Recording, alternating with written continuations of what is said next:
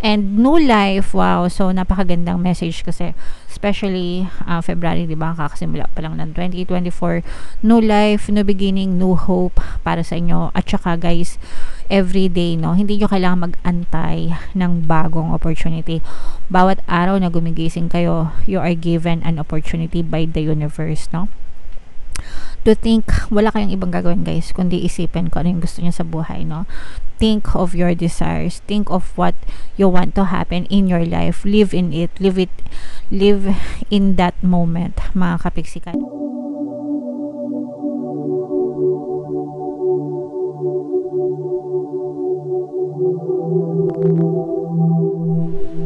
Hello guys, hello Libra, welcome back to Pinay Pixie Tarot. Ang pamagat ng episode natin for tonight is OOTM, Oracle of the Month, para ngayong February, para sa Libra, Sun, Moon, Rising, Sign, and Venus.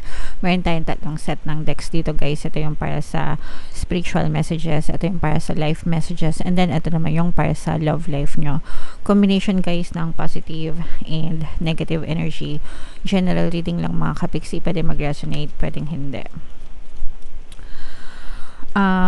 Unahin natin tong para sa spiritual message nyo guys, no? Hindi lahat magre-resonate guys, ha? Kung ano lang yung naka-resonate sa inyo, take that message and comment down below if naka-resonate kayo. So, para sa ating spiritual message, basahin natin, i-close up natin guys para mabasa natin. Hindi ko mabasa pag malayo eh. In any moment, I can surrender to the powerful presence of love through prayer, contemplation, and stillness. So, ito guys, pinaka the best na way or pamamaraan na ina-advise sa inyo, especially kapag kayo ay aligaga sa buhay, no? Aligaga, maraming bagabag, maraming problema, maraming challenges. So, prayers and meditation, mga kapiksi, contemplation, stillness. Kapag kasi kayo ay nagdadasal, di ba? Na ilalabas nyo, no? Ilabas nyo. Actually, ilabas nyo. Kasi sometimes yung mga yung nasa sa loob natin, di ba? Yung mga naiipon-ipon na sama ng loob, mga kapiksi, hindi natin masabi sa ibang tao. Sometimes pag sinabi mo sa ibang tao, ikaw pa yung mapapasama, o kaya bibigyan nila ng negative na kahulugan. So imbis na nakatulong na gumaan yung loob mo, nadagdagan pa, di ba? Pero kapag kayan ay pinagdasal natin guys, no, the universe is always listening to us. Yung inyong mga gabay, spirit angels, spirit guides nyo guys, they're always listening to you, they're always there for you mga kapiksi. So ilabas nyo lahat mga kapiksi. Umiyak kayo, cry if you must, diba? Cry if you must, mga kapiksi. It's okay, no? It's okay to not be okay, diba? Pinlag ko pa. It's okay, okay lang yan, iiyak nyo lang mga kapiksi, mas mabuti yan, at least mailabas nyo para hindi kayo ma-depress, maiwasan yung mga depression moments nyo, mga kapiksi, alright? And kapag kayo naman ay nagme-meditate, nagsusubside yung momentum of thoughts nyo, kumakalma yung inyong mga isipan, mga kapiksi, okay? And kapag mas kalmado na yung isip nyo, doon na kayo mas kapag naisip ng tama, ng maluwalhati guys, okay? So yeah, take some time for yourself mga kapiksi. Ugaliin nyo na magdasal and mag-meditate guys, kahit isang beses lang sa isang araw. Sobrang powerful yung maitutulong yan para sa inyong mga kapiksi, para gumaan yung inyong mga pakiramdam. Alright? Okay.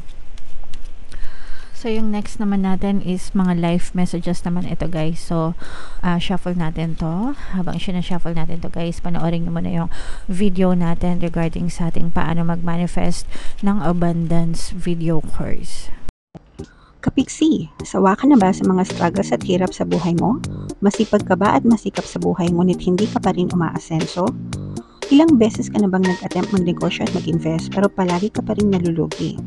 Sa pagkakataon na ito ay maaaring may subconscious beliefs ka na nagiging balakid sa iyong pag-unlad at pagyaman. Introducing, paano mag-manifest ng abundance video course. Dito ay matututunan mong ma-overcome ang mga balakid mo para tuluyan ka ng umunlad, umasenso, sumagana, maging matagumpay, successful at maswerte sa iyong kabuhayan, pera, trabaho, negosyo, salapi at kaperahan ng bonggang-bongga. Dali! Mag-send na ng email sa pinoypixitaro@gmail.com at simulan na ang iyong pagyaman ngayon. Alright, so sabay-sabay tayo magpayaman ngayon 2024 mga kapiksi. Mag-avail na kayo ng course guys kasi sobrang ganda talaga niyan. And good news mga kapiksi, dahil ngayong January ay magbibigay ako ng 1 free pampaswerte subliminal sa lahat na mag-avail ng course until January 31 guys, kaya mag-avail na kayo.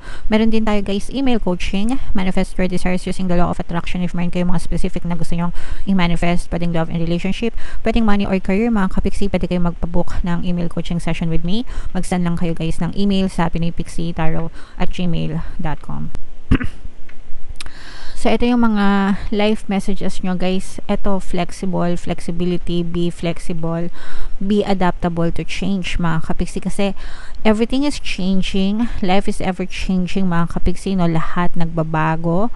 Change is the only permanent thing in the world, diba? Lahat nagbabago mga kapiksi. Okay, so dapat flexible tayo. Pag sinabing flexible, marunong tayong mag-adjust. And kapag mas mabilis ka mag-adjust mga kapiksi, kailangan merong acceptance, okay? Madali mong tanggapin yung nangyayari sa buhay mo kasi kapag mas madali mong tanggapin, mas madali kang mag-adjust, mas flexible ka, mas madali kang makasurvive. Promise. Mas madali kang makaka-survive sa mga hamon ng buhay kasi hindi ka na masyadong nagrereklamo. Ang usually kasi ang reaction natin, 'di ba? Kapag may changes, bakit ganito? Bakit ganyan, 'di ba? Kasi ano tayo tawag dito, reactive tayo dun sa something na hindi tayo sanay, 'di ba? So ano 'yan defense mechanism natin 'yan, survival mode. Kaya most of us takot kapag may pagbabago or nagrereklamo o kaya reactive sa mga changes, 'di ba?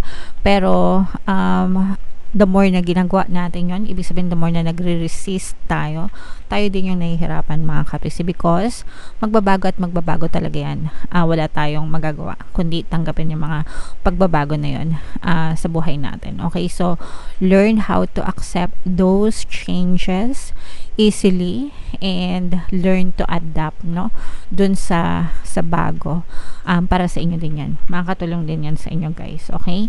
And new life, wow, so napakagandang message kasi especially February, diba, kakasimula pa lang ng 2024, new life, new beginning, new hope para sa inyo. At saka guys, every day, hindi nyo kailangan mag-antay ng bagong opportunity.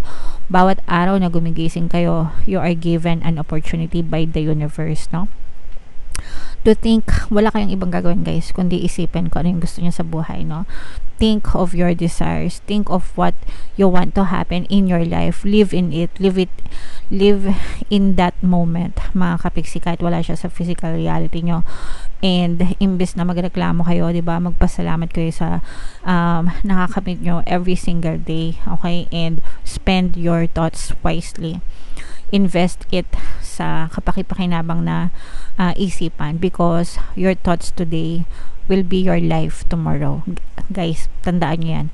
Your thoughts today will be your life tomorrow. Kung hindi man bukas, sa isang araw, sa isang linggo, sa isang buwan, sa isang taon, doesn't matter. But your thoughts today will be your future. Okay? Kaya wag nyong sayangin.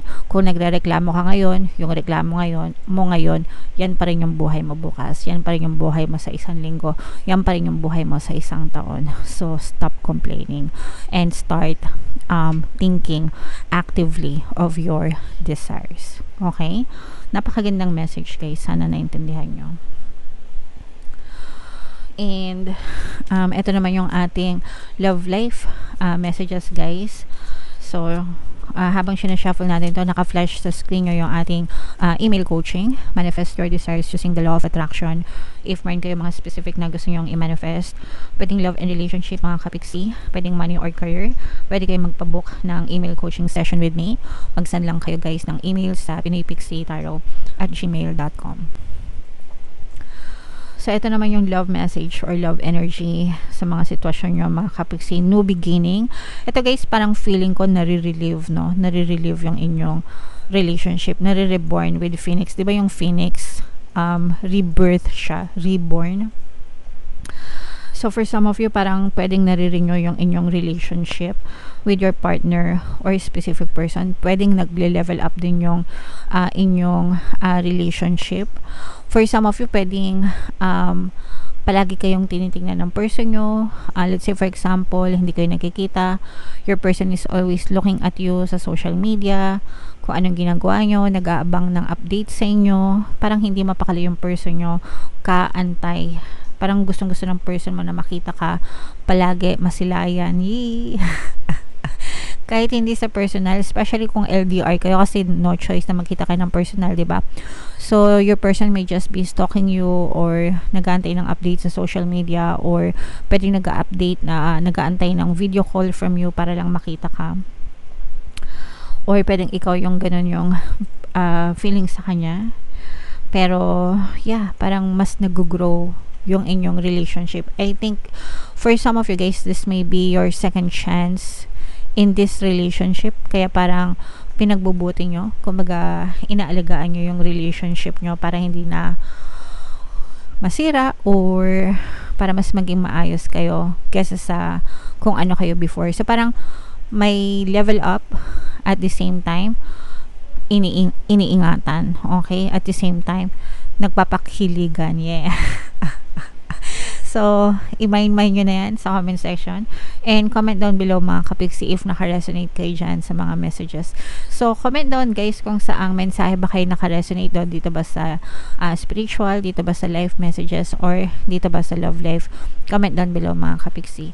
Ito yung ating mga pampaswerte subliminal guys. Pakinggan nyo na para maging maswerte kayo. And ito naman yung ating success stories ng paano mag-manifest ng abundance video course. Click here to subscribe guys and click here to join our membership program. Thank you for liking, sharing, and subscribing. See you again next time. I love you all guys. Have a nice day. Bye-bye.